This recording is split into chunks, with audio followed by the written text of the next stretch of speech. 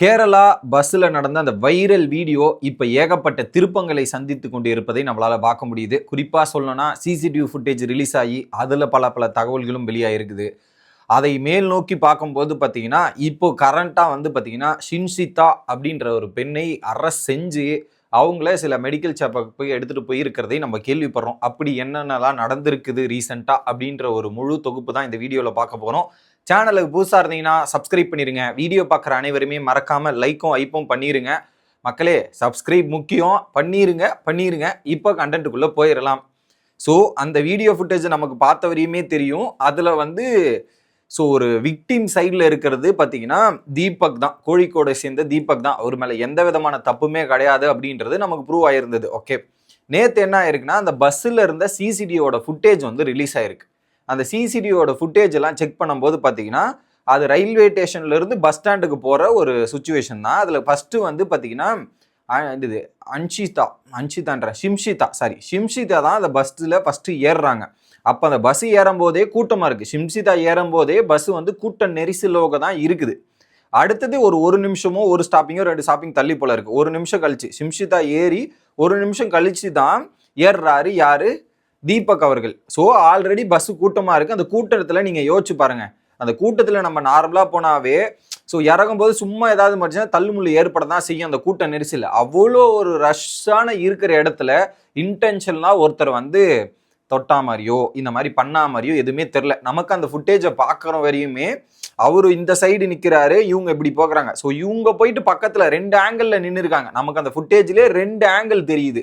ஒரு ஆங்கிள் அவர் இப்படி இருக்காரு, இவங்க இப்படி இருக்காங்க. 2வது ஆங்கிள் இவர் இப்படி பின்னாடி போன மாதிரி தான் ஆங்கிள் இருக்கு. ஸோ நமக்கு அந்த ஃபுட்டேஜை பார்க்கும்போது இவங்க போய் நின்ன மாதிரி தான் இருக்கே தாண்டி அவர் வந்து நின்ன மாதிரி நமக்கு தெரியல. அதுதான் அங்கே நடக்குது. அந்த சிசிடிவி ஃபுட்டேஜ்லேயும் ஒரு 3-4 நிமிஷம் ஃபுட்டேஜ் தான். அந்த ஃபுட்டேஜ்லையுமே எந்த விதமான சலசலப்போ சண்டைகளோ எந்த ஒரு காட்சிகளுமே வெளிப்படலை. இப்போ ஏதாவது ஒரு விஷயம் நடக்குதுன்னா அங்கே ஏதாவது ஒரு சம்பவம் நடக்கணும் இல்லையா, அந்த சம்பவம் அந்த ரியாக்ஷன் எதுவுமே இல்லை. ஏறுறாங்க, ஃபஸ்ட்டு அவங்க அந்த லேடி ஏறுறாங்க, அடுத்து 1 நிமிஷம் கழிச்சு தான் இவங்க ஏறுறாங்க, அடுத்து இறங்கி போகிறது தான் இருக்கே தாண்டி அதில் ஏதாவது சண்டையோ சச்சரப்போ எதுவுமே தெரில. இதில் குறிப்பான விஷயம் என்னென்னா அந்த வீடியோ ரிலீஸ் ஆகி வைரல் ஆனதுக்கு அப்புறம் தான் அந்த பஸ் ஓனருக்கும் சரி பஸ்ஸில் இருக்கிற இவங்களுக்குமே தெரியும், இது நம்ம பஸ்ஸில் தான் நடந்திருக்குன்றதே அவங்களுக்கு அப்போ தான் தெரியுது.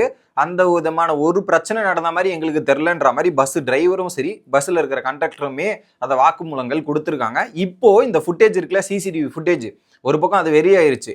அதை போலீஸார் வந்து அதை எடுத்துட்டு முழுசா விசாரணை செய்து கொண்டிருக்கின்றனர் அப்படின்றது ஒரு குறிப்பிட்ட தகவல். இது ஒன்று. அதை தாண்டி ஏகப்பட்ட போராட்டங்களும் வெடிக்க ஆரம்பிச்சிருக்குது கேரளாவில். அதில் குறிப்பாக இவங்களை கைது பண்ணியே ஆகணும், அரெஸ்ட் பண்ணி ஆகணுன்ற மாதிரி பொதுமக்கள்லாம் எடுத்து இதை பேச ஆரம்பிச்சாச்சு. நிறைய இன்ஃப்ளூயன்ஸ்லேருந்து நிறைய விஷயங்கள் இது இந்தியா ஃபுல்லாக ட்ரெண்டிங்கில் இருக்குது.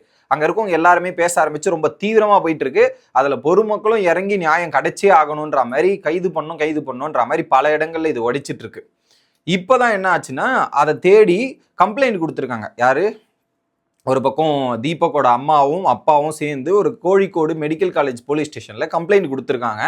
அந்த கம்ப்ளைண்ட்டில் கண்டிப்பாக கைது செய்தே ஆகணும், என் பையன் இறந்ததுக்கு காரணம் அவங்க தான் அப்படின்ற மாதிரி சில பல மீன்ஸ் என்ன சொல்கிறது, கேஸ் டீட்டெயில்ஸ் கொடுப்பாங்களா இந்தந்த வழக்கு அடிப்படையில் அந்த ரீதியில் கொடுத்துருக்காங்க போல். அது எக்ஸாக்ட் டீட்டெயில் தெரில. அதில் கொடுத்து அரெஸ்ட் பண்ணணும்னு சொல்லியிருக்காங்க.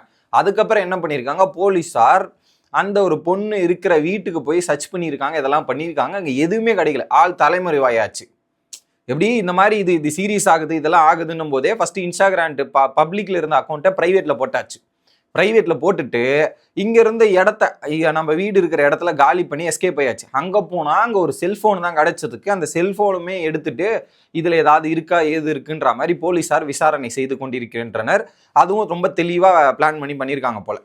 இது பண்ணதுக்கப்புறம் என்ன பண்ணியிருக்காங்க, இவங்க வடகரை அப்படின்ற ஒரு இடத்துல, வடகரை அப்படின்ற இடத்துல தான் ஷிம்ஷிதா இருக்காங்கன்னு தெரிஞ்சு போலீஸார் போய் அவங்கள கைது செய்து இருக்கின்றனர் அப்படின்றதான் தற்போதைய தகவல். அவங்கள கைது பண்ணும்போது கூட ஒரு பக்கம் பக்கத்தில் ஆம்புலன்ஸ் இருக்குது, அதுக்கப்புறம் ஒரு நார்மல் ஜீப் போலீஸ் வண்டியில் இது பண்ணல, நார்மலாக ஒரு கருப்பு ஒயிட் கலர் காரில் தான் அவங்கள அரெஸ்ட் பண்ணி அந்த குருதாலாம் போட்டுக்கிட்டு அரெஸ்ட் பண்ணி எடுத்துகிட்டு போகிறது பார்க்க முடியுது. அவங்க எடுத்துகிட்டு போயிட்டு நிறைய விசாரணைகள் நடக்க போகுது. அந்த விசாரணைகளில் வந்து அவங்க என்ன சொல்ல வராங்க, எது தரப்பு அப்படின்றதெல்லாம் கேட்டுட்டு அவங்கள மெடிக்கல் செக்கப்புக்கு எடுத்துகிட்டு போகிறாங்களாம். மெடிக்கல் செக்கப்புக்கு எடுத்துகிட்டு போயிட்டு அவங்களோட உடல் ரீதி இதெல்லாம் எப்படி இருக்குன்னு செக் பண்ணிவிட்டு அடுத்தது தான் சிறையில் அடைக்க போவதாக தற்போதைய தகவல். ஓகே, நார்மலாக சிறையில் அடிக்கிறதுக்கு முன்னாடி ஹெல்த் செக்அப் பண்ணுவாங்க, ஏதாவது ப்ராப்ளம் இருக்கா இல்லையா அதெல்லாம் பார்த்துட்டதுக்கு அப்புறம் தான் சிறையில் போடுவாங்க. ஏன்னா அங்கே போட்டு ஏதாவது பிரச்சனைனா அவங்களுக்கு ஒரு இதுவாக இருக்கும். அதனால் இப்போதே இந்த டிஸ்கஷன் மெடிக்கல் செக்அப் போயிட்டு இருக்கு. போலீசார் இந்த ஒரு விஷயத்தை தீவிரமாக பார்த்து கொண்டிருக்கின்றனர். இன்னொரு பக்கம் போராட்டங்கள் தீவிரமாகி கொண்டே இருக்கிறது. தண்டனை கிடைக்கணும், கரெக்டாக இது பண்ணணும் அப்படின்றது தான் தற்போதைய நிலவரம். ஓகேவா? அடுத்து இன்னொரு இடத்துல அந்த குடும்பத்திற்கு ஏதாவது ஒரு நிவாரணமோ ஏதாவது அனௌன்ஸ் பண்ணியிருக்காங்களான்னு பார்த்தீங்கன்னா, ஒருத்தர் கொடுத்துருக்காரு போல, ராகுல் ஈஸ்வர். அவர் வந்து என்ன சொல்லியிருக்கு, அவர் ஒரு யூடியூபர் மற்றும் மென்ஸ் கமிஷன் வந்து அமைக்கணும், பெண்களுக்கான ஒரு பாதுகாப்பு இதுவே வந்து உருவாக்கணும் அப்படின்ற மாதிரி சில பல அதை அனௌன்ஸ் பண்ண போகிறோம் அப்படின்ற மாதிரி சொல்லியிருக்காரு. அதில் குறிப்பாக 24/7 எப்படி 24/7 ஒரு ஹெல்ப் லைனும் மென்ஸுக்கு தேவைப்படுது, இந்த தரப்பு இவங்களுக்கும் நிறைய ப்ராப்ளம்ஸ் வருது அப்படின்ற ஒரு இனிஷியேஷனும் எடுப்பதாக தகவல் வருகிறது. அந்த ராகுல் ஈஸ்வர் அப்படின்ற நபர் 3.17 லட்சம் எப்படி 3.17 லட்சம் தீபக்கோட குடும்பத்திற்கு கொடுத்திருக்கிறார் அப்படின்றது தான் தற்போதைய நிலவரம். இதில் கேரளா கவர்மெண்ட் சைட்ல இருந்தோ இந்த சைட்ல இருந்தோ எந்த ஒரு இதுவுமே வரல. ஆனால் இதில் பல ரீதியில் அந்த பொண்ணு மேலே வழக்கு பதிவு செஞ்சப்பட்டிருக்கு. அதில் குறிப்பாக சொல்லணும்னா நம்ம நேற்று சொன்ன மாதிரி தான், கிட்டத்தட்ட 1 கோடி ரூபாய் அபராதமும் 10 ஆண்டு சிறை தண்டனை கொடுக்கணும் அப்படின்றது தான் அதில் இருக்கப்பட்ட அந்த வழக்கில் இருக்கப்பட்ட மெயின்மையான குற்றத்துக்கான நானே கன்ஃபியூஸ் ஆகிட்டேன், குற்றம் செஞ்சதுக்கான தண்டனை. சாரி மக்களே, கொஞ்சம் அங்கங்கே கொஞ்சம் இது ஃப்ளோ கொஞ்சம் மிஸ் ஆயிரும். ஏன்னா இந்த ஒரு கான்செப்ட் புதுசாக பண்ணுறேன், பிபின்ற கான்செப்ட் எனக்கு ரெகுலராக வரும்ன்றதால அது ஒரு ஃப்ளோவில் போயிடும். இது கொஞ்சம் தடகலாக இருந்தால் மன்னித்து விடுங்கள், நானும் ஒரு ஃப்ளோவில் எடுத்துகிட்டு போகணும்னு நினைக்கிறேன். அது மட்டும் மன்னிச்சு ஓகே. இதுதான் கொடுக்கப்பட்டிருக்க தண்டனை. இப்போ போலீஸார் விசாரணை தீவிரமாக செஞ்சுட்டு அடுத்தது ஜுடிஷியரி எடுத்துகிட்டு போயிட்டு ஜட்ஜுக்கிட்ட ஆஜராயிட்டு அதுக்கப்புறம் விசாரணையெல்லாம் கொஞ்சம் கொஞ்சமாக நடக்க ஆரம்பிக்கும்.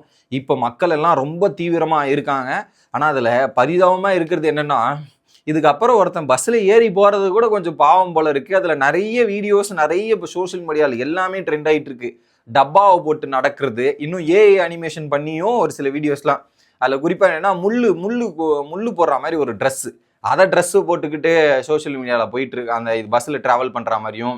இன்னொரு பக்கம் நீங்கள் செடியெலாம் வைப்பாங்க பார்த்தீங்களா, செடி வச்சுட்டு ஒரு வளையம் போடுவாங்க செடியை சுற்றி. ஏன்னா அந்த ஏதோ நாயோ இல்லை இதுங்கெல்லாம் வந்து அதை காலி பண்ணிடக்கூடாது, மாடு ஆடெல்லாம் வந்து சாப்பிட்றக்கூடாது, இது பண்ணிடக்கூடாதுன்னு வளையெல்லாம் போட்டிருப்பாங்கல்ல, அந்த வளையத்தை போட்டுக்கிட்டும் நிறைய பேர் போகிறத பார்க்கும்போது பரிதாபமாக இருக்குது. எப்படி இருந்ததுன்னு, இப்படி இருந்த நாங்கள் இப்படி ஆயிட்டுமேப்பா அப்படின்ற மாதிரி இருக்குது. ஸோ இதில் தப்பு செஞ்சவங்களுக்கு தண்டனை கிடைக்கணும், கரெக்டு. ஆனால் தப்பு செய்யாத ஒரு நபருக்கு ஒரு வீடியோ போட்டு அந்த ஒரு வீடியோவால் ஒரு பர்டிகுலர் நபர் ஒரு உயிரையே மாய்த்து கொண்டு இப்போ ஒரு பெரிய இஷ்யூ ஆகிட்டு அவங்களோட ஃபேமிலியை பார்க்கும்போது தான் இன்னும் நம்ம கஷ்டமாக இருக்குது. எந்த துக்கத்தில் இருந்திருப்பாங்கன்றது யோசிச்சு பார்க்கும்போதே ரொம்ப பதபதிக்கும் விஷயமா தான் இருக்குது. ஸோ தற்போதைய நிலவரம் இதுதான். அடுத்து என்னெல்லாம் நடக்குதுன்றதை அடுத்தடுத்த வீடியோவில் வந்து சந்திக்கலாம். Bye guys.